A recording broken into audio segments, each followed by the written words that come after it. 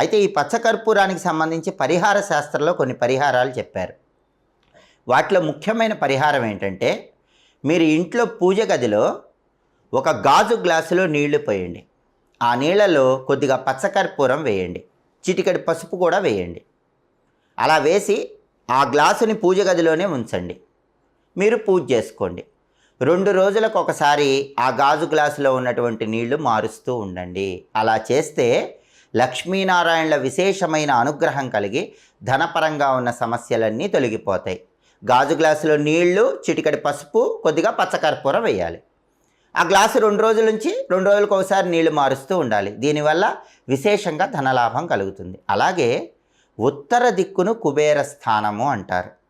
కాబట్టి ఇంట్లో ఉత్తర దిక్కులో పచ్చకర్పూరం పెడితే దానివల్ల కుబేరుడి విశేషమైన అనుగ్రహము, ధనలక్ష్మీదేవి అనుగ్రహము కలుగుతుంది. అసలు ఎవరైతే